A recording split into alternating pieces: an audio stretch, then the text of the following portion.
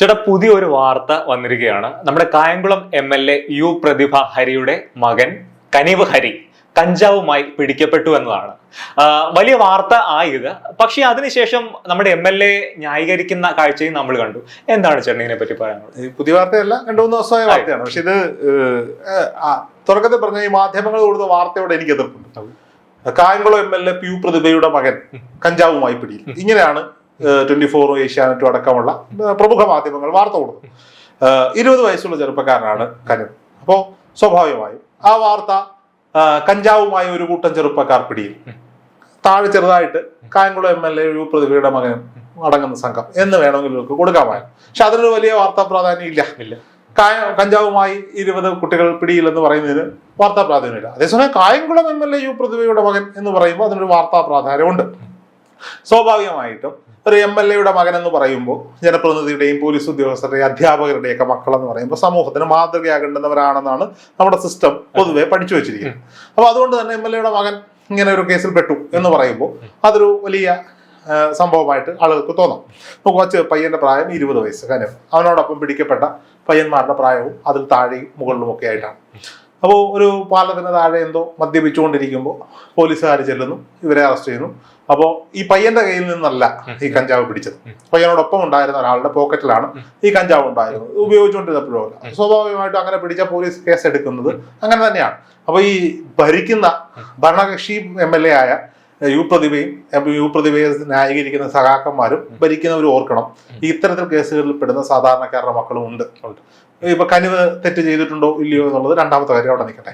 ഇനി തെറ്റ് ചെയ്തിട്ടില്ല എന്നുണ്ടെങ്കിൽ അവനെ ക്രൂശിക്കുകയല്ലേ ചെയ്യുന്നത്. ഇനി ആ വിഷയം അങ്ങനെ നമുക്ക് മാറ്റി നിർത്താം.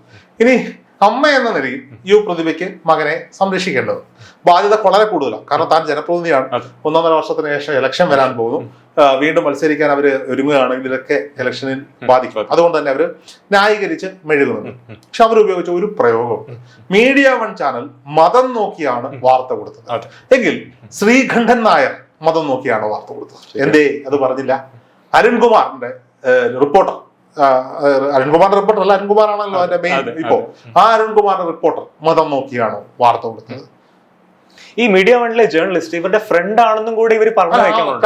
കഴിഞ്ഞ ദിവസം ഇവർ വന്നപ്പോൾ വലിയ രീതിയിലുള്ളതാണ് ഞാൻ സ്വീകരിച്ചത്, അങ്ങനെയൊക്കെ പറഞ്ഞു വെക്കുന്നുണ്ട്. പക്ഷെ അതിന്റെ ഇടയിലേക്ക് അനാവശ്യമായി മതം കൊണ്ടുവരുന്നത് അതൊരു കമ്മ്യൂണിസ്റ്റ് പാർട്ടിയുടെ MLA ആണെന്നും കൂടി ആ വീഡിയോ കണ്ടിട്ട് ഒന്നും കൂടി അവരുടെ കണ്ണുകളിലേക്ക് ശ്രദ്ധിക്കും. ഇത് പറഞ്ഞ വേണ്ടി ഞാൻ പറഞ്ഞത് അബദ്ധമായി പോയോ എന്ന രീതിയിൽ ഇങ്ങനെ കണ്ണെന്ന് പറഞ്ഞ പാളുന്നുണ്ട്.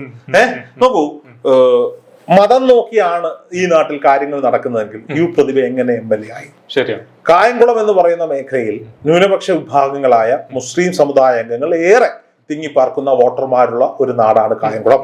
ആ കായംകുളത്ത് മുസ്ലിങ്ങളുടെയും കൂടി വോട്ട് വാങ്ങിയിട്ടല്ലേ MLA യു പ്രതിഭ ശരിയാണ് MLA ആയത്.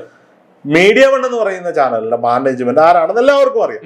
അപ്പൊ സ്വാഭാവികമായും അത്തരത്തിൽ അങ്ങനെയാണെങ്കിൽ ജനം TV വാർത്ത കൊടുത്തില്ലേ? ജനം TV വാർത്ത കൊടുത്തില്ലേ? ഇവരൊരു ഇടതുപക്ഷത്തിന്റെ MLA ആണ്. മതമില്ലെന്നും ഞങ്ങളിലില്ല ഹൈന്ദവ രക്തം, ഞങ്ങളിലില്ല ഇസ്ലാം രക്തം, ഞങ്ങളിലില്ല ക്രൈസ്തവ രക്തം, ഞങ്ങളിലുള്ളത് മാനവ രക്തം എന്ന് പാടി പഠിപ്പിക്കുന്ന SFIയിലൂടെ വളർന്നു വന്നതാണോ ഈ യു പ്രതിഭ എന്ന് ചോദിച്ചാൽ ആണ് എന്ന് വേണമെങ്കിൽ പറയാം. അപ്പോൾ സ്വാഭാവികമായും ഒരു കമ്മ്യൂണിസ്റ്റ് MLAക്ക് ചേർന്ന വാചകങ്ങളായിരുന്നില്ല അത് മറിച്ച് ഒരു സംഘപരിവാർ ബേസിൽ നിന്ന് വളർന്നു വന്ന ഒരു MLAയുടെ വാചകങ്ങളാണ്. ഇന്ന് ചുവപ്പ് നരച്ചാൽ കാവിയാകുന്ന കാലത്താണ് നമ്മൾ പോയിക്കൊണ്ടിരിക്കുന്നത്. സ്വാഭാവികമായും സീറ്റ് ലഭിച്ചില്ലെങ്കിൽ ഇവർക്ക് BJP നല്ലൊരു അക്കോമഡേഷൻ ഉള്ള സാധ്യത നമ്മൾ കാണുന്നുണ്ട്. സുരേന്ദ്രൻജി ഈ കൊട്ടേഷൻ ഇവർ പറഞ്ഞ വാചകങ്ങൾ നെഞ്ചിൽ കോറിയിട്ടിട്ടുണ്ടാകാം. ഒരു പക്ഷേ BJPയിലേക്ക് അവർക്ക് ക്ഷണം വരാനും സാധ്യതയുണ്ട്. നോക്കൂ, ഒരു നാട്ടിൽ നിരോധിച്ചിരിക്കുന്ന ഒരു ലഹരി ഉൽപ്പന്നവുമായി ഒരു കൂട്ടം ചെറുപ്പക്കാരെ പിടിക്കുക, പോലീസ് കേസെടുത്തു, പോലീസ് FIR ഇട്ടു, മാധ്യമങ്ങൾക്ക് വാർത്ത റിപ്പോർട്ട് ചെയ്യാം. ഇനി ഒന്നുകിൽ MLA പറയണം കനിവന്റെ മകനല്ല എന്ന്, അല്ലെങ്കിൽ കനിവ് ഇത് ചെയ്തിട്ടില്ല. അവർ പറഞ്ഞ കനിവ് ഇത് ചെയ്തിട്ടില്ല, പക്ഷെ FIRൽ കനിവിന്റെ പേരുണ്ട്. അങ്ങനെയെങ്കിൽ അത് പോലീസിന്റെ വീഴ്ചയാണ്. അപ്പൊ പോലീസ് ഭരിക്കുന്നത് ആരാ? ആഭ്യന്തര വകുപ്പ് ഭരിക്കുന്നത് ആരാ?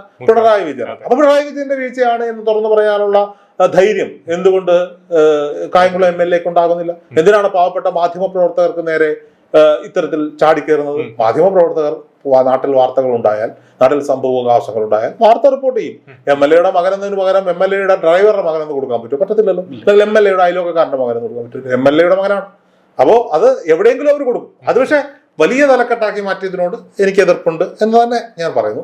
അതിനെ ഈ ന്യായീകരിച്ച് അവർക്ക് ഫേസ്ബുക്കിൽ ഒരു പോസ്റ്റ് ഇട്ടാൽ മതിയായിരുന്നു.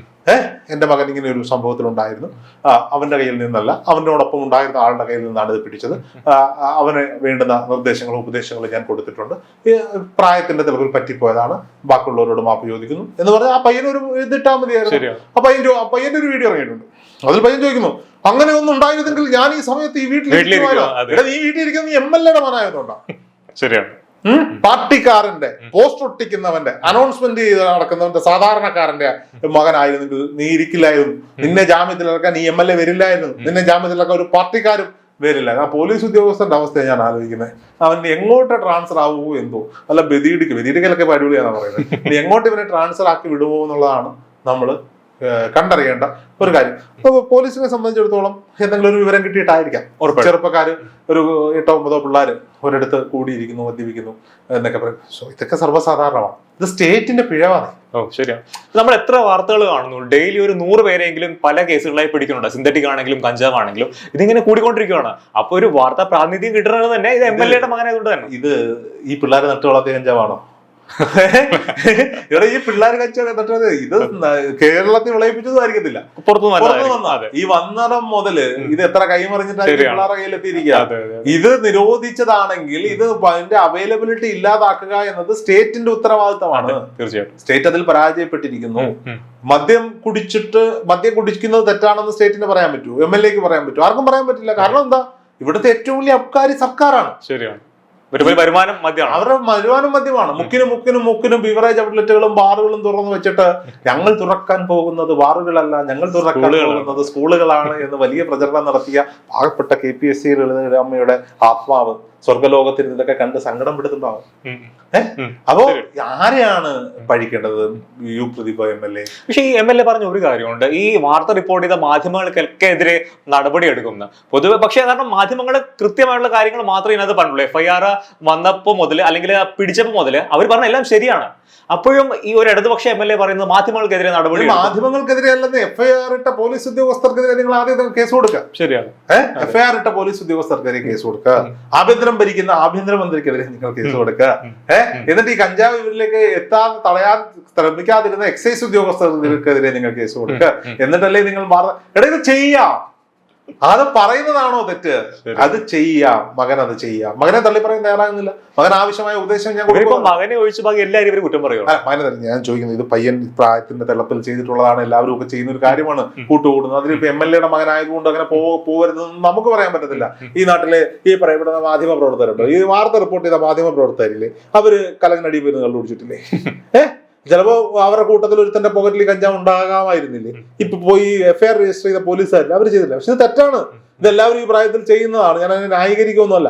ആ കനിവെന്ന് പറയുന്ന ചെറുപ്പക്കാരൻ പയ്യൻ, 20 വയസ്സുള്ള പയ്യൻ, ഒരു കൊച്ചു പയ്യൻ, അവന്റെ പ്രായത്തിന്റെ ഒരു നല്ലതും തെറ്റും തിരിച്ചറിയാൻ പറ്റാതെ ചെയ്യുന്നതാണ്.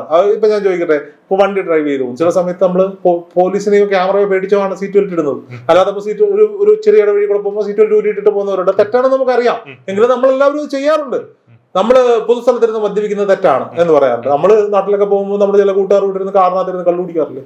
ഉണ്ട്, എല്ലാവരും ചെയ്യാറുണ്ട്. അപ്പൊ പയ്യനും അതേ ചെയ്തുള്ളൂ. പക്ഷെ അത് ഒരു സംഭവം ഉണ്ടായിരിക്കുന്നു, അവനെ പോലീസ് പിടിച്ചിരിക്കുന്നു, അവരുടെ കൂട്ടുകാരിൽ നിന്ന് കഞ്ചാവ് കണ്ടെത്തിയിരിക്കുന്നു, FIR ഇട്ടിരിക്കുന്നു. പക്ഷെ MLA കുറച്ചുകൂടി പക്വതയോടെ പെരുമാറും. ആ MLA-യുടെ അമ്മ മനസ്സ് നമ്മൾ കാണാതെ പോകുന്നില്ല. അമ്മയ്ക്കാണല്ലോ മക്കളെ കുറിച്ച് പറയുമ്പോൾ ഏറ്റവും കൂടുതൽ നോവുന്നതും സങ്കടം വരുന്നതും ആ MLA-യുടെ നല്ലത്. പക്ഷെ എന്തിനിവർ മതം കലർത്തി? അറിയാതെ വന്നു പോയതാണെങ്കിൽ യു പ്രതിഭ MLA-യുടെ അടിത്തട്ടിൽ ഈ മതം എന്ന് പറയുന്ന വികാരം ഇങ്ങനെ കിടക്കുകയാണ്.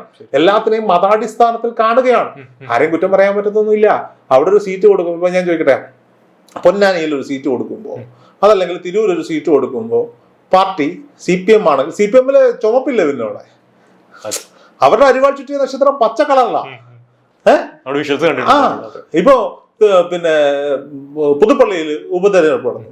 പുതുപ്പള്ളിയിൽ ഉപതെരഞ്ഞെടുപ്പ് നടന്നപ്പോ ജെയ്ക് സി തോമസിനെയാണ് മത്സരിപ്പിച്ചത്. എടേ, നീ എന്താണ് ഒരു ഗോപാലകൃഷ്ണനെയാണ് മത്സരിപ്പിക്കാതെ? എന്താണ് നിങ്ങളോടൊരു ഗോപാലകൃഷ്ണനെ മത്സരിപ്പിക്കാതെ? തൃക്കാക്കരയിൽ ഉപതെരഞ്ഞെടുപ്പ് നടന്നു, ഉമാ തോമസ് മത്സരത്തിനിറങ്ങി. ഇപ്പുറത്ത് ജോ ജോസഫിനെയാണ്. അരുൺകുമാർ ചോര് വരെ എഴുതി, നിങ്ങൾ വെട്ടിയില്ലേ? അപ്പൊ മതം എല്ലായിടത്തും ഉണ്ട്. അത് ഇടതുവശത്തും വലതുവശത്തും BJP-യിലും ഉണ്ട്. BJP-ക്കാർ അത് തുറന്നു പറയുന്നു, മറ്റുള്ളവർ അത് തുറന്നു പറയുന്നില്ല. ഇത്ര മാത്രമേ ഉള്ളൂ. മതം നോക്കി സീറ്റ് കൊടുക്കുന്ന നാട്ടിൽ, മതം നോക്കി സംവരണം കൊടുക്കുന്ന നാട്ടിൽ മതം പറയുന്നത് തെറ്റാണോ എന്ന് ചോദിച്ചാൽ എനിക്കറിയത്തില്ല. പക്ഷെ ഒരു കമ്മ്യൂണിസ്റ്റ് MLA അതിനെ മതവൽക്കരിച്ചത് തെറ്റ് തന്നെയാണ്. അപ്പം മീഡിയ വേണ്ടി പ്രവർത്തിക്കുന്ന എല്ലാവരും ഹിന്ദു മുസ്ലിം സഹോദരന്മാരാണോ? എല്ലാവരും ഉണ്ട്. പിന്നെ പ്രമോദ് രാമനടക്കം മീഡിയ വണ്ണിലല്ലേ? വേണു ബാലകൃഷ്ണൻ ഇപ്പൊ മീഡിയ വണ്ണിൽ പോയില്ലേ? അപ്പൊ എല്ലാത്തിനും ഞങ്ങൾ മതപരമായിട്ട് കാണാൻ പറ്റുമോ? ശ്രീകണ്ഠൻ നായരുടെ 24 ഹൈന്ദവ അജണ്ടയാണോ? അല്ല, അവര് നിങ്ങളെയാണ് ഏറ്റവും കൂടുതൽ സപ്പോർട്ട് ചെയ്യുന്നത്. റിപ്പോർട്ടർ നിങ്ങളെയാണ് സപ്പോർട്ട് ചെയ്യുന്നത്. കേരളത്തിലെ മിക്ക മാധ്യമങ്ങൾ നിങ്ങളുടെ പാർട്ടിയാണ് സപ്പോർട്ട് ചെയ്യുന്നത്. അവർക്കും അങ്ങനെ ഒരു വാർത്ത കൊടുക്കേണ്ടി വന്നെങ്കിൽ അതിന്റെ തെറ്റ് നിങ്ങൾ മനസ്സിലാക്കുന്നതിന് പകരം പൊതുസമൂഹത്തിനോട് എന്റെ മകന് വേണ്ടി ഞാൻ മാപ്പ് ചോദിക്കുന്നു, ഇനി ആവർത്തിക്കാതിരിക്കാനുള്ള ശ്രമങ്ങൾ നടത്താം, ഇത്തരത്തിലുള്ള കൂട്ടുകെട്ടിൽ നിന്ന് മാറും എന്ന് പറയണം. അതല്ലേ മാതൃക? അതാകണം മാതൃക.